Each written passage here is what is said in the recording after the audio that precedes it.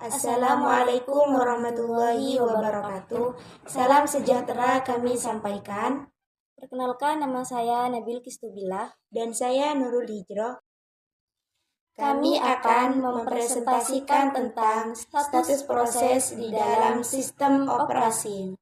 Baiklah, kami akan memulai presentasi.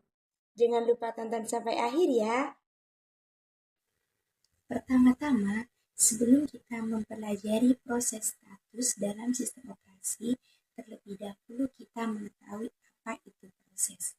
Proses di dalam sistem operasi merupakan entitas yang dapat dieksekusi oleh sistem yang memerlukan sumber daya tertentu seperti CPU, memori, file, dan perangkat input atau output untuk menjalankan tugasnya.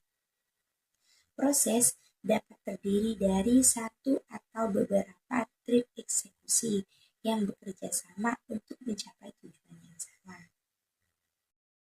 Nah, sedangkan proses status itu sendiri merupakan kondisi atau tahap eksekusi dari suatu proses dalam sistem operasi pada saat tertentu. Status ini mempresentasikan apa yang dilakukan proses dan bagaimana sistem operasi harus menangani proses tersebut. Status proses terdiri dari move, ready, running, waiting, dan terminate.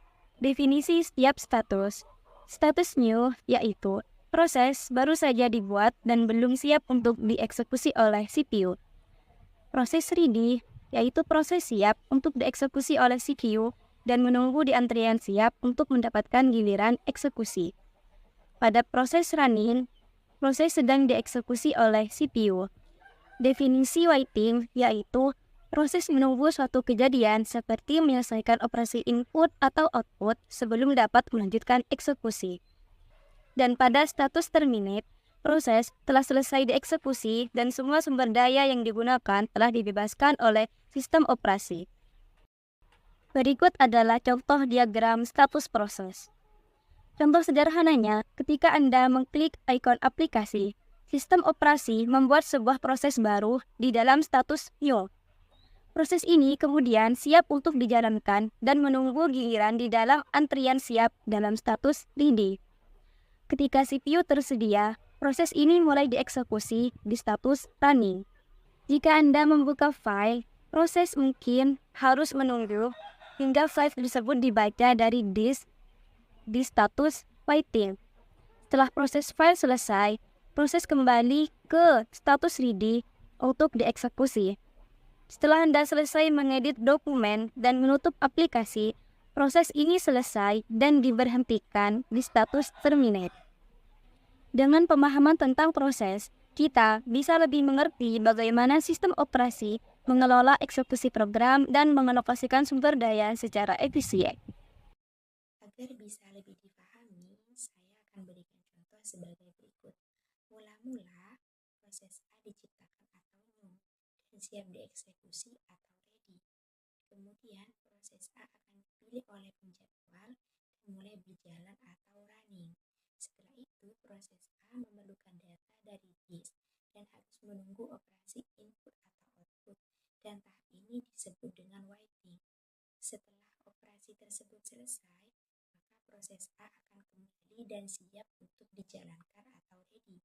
Kemudian, proses A akan dipilih lagi oleh penjadwal untuk melanjutkan eksekusi atau running.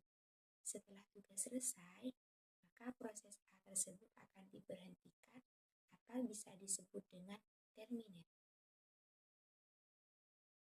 Dapat ditarik kesimpulan, proses dalam sistem operasi memiliki status seperti new, ready, running, waiting, dan terminate.